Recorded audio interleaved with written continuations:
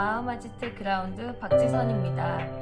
오늘은 내 공허함을 어떻게 채울지, 특히 외로움과 공허함을 잘 느끼는 분들을 위해 영상을 준비해 봤습니다.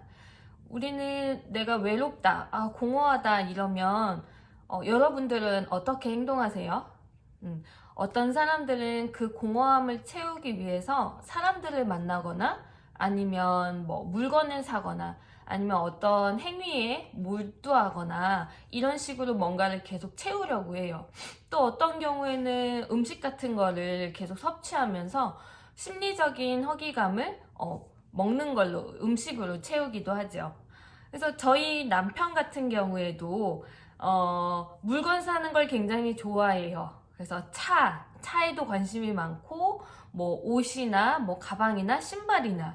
그래서 제가 달리기를 시작하고 나서 한 2, 3년 있다가 저희 남편이 달리기에 같이 취미 생활을 합류하게 됐는데, 지금 시작한 지 뭐 한 2, 3개월? 반년? 이 정도밖에 안 됐거든요. 근데 저는 뭐 3, 4년 동안 러닝화를 2개밖에 안 신어봤는데 저희 남편은 벌써 한 4개인가 5개가 있어요. 그래서 그렇게 물건으로 본인의 마음을 자꾸 채우려고 하는 것처럼 보이는 사람인 거죠. 사는 걸 되게 좋아해요. 네.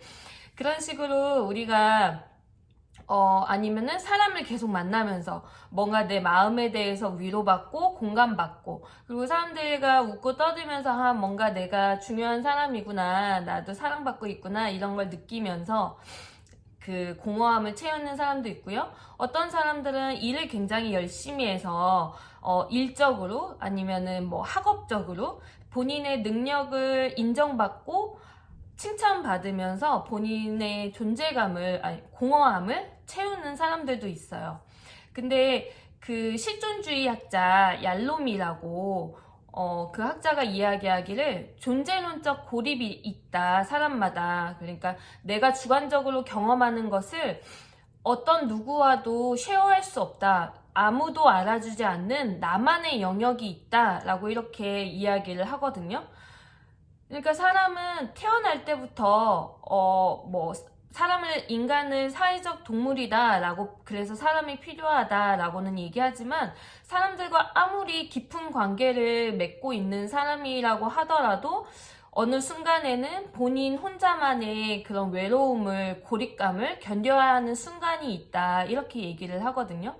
그러면 그 고립감을 우리가 어떻게 다뤄야 하나, 이런 질문을 했을 때 저는 그때 자기인식 능력을 높이면 본인 스스로 그 공허함을, 고립감을 채울 수 있다라고 생각을 해요. 그래서 자기인식은 어떻게 느끼느냐 했을 때 내 수용 감각이라는 게 있거든요.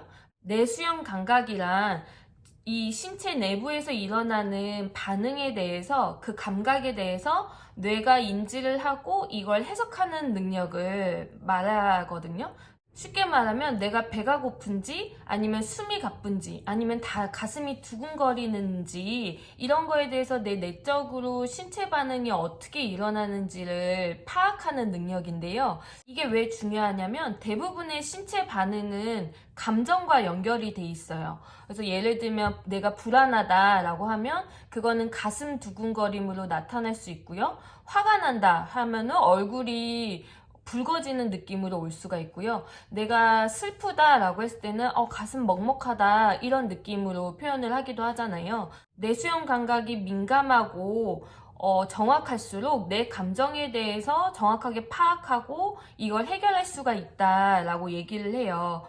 그래서 이게 어떻게 존재론적 고립, 인간으로서 당연히 갖고 있는 공허감과 어떻게 연결이 되냐라고 한다면, 우리가 마음이 슬프거나 힘들거나 뭐 화가 났을 때 누군가한테 위로받고 진정받고 아니면 같이 욕하면서 내 편을 들어주면 내 감정이 사그라들기도 하고 위로받기도 하고, 난 혼자가 아니다 라고 충족되는 느낌이 있잖아요.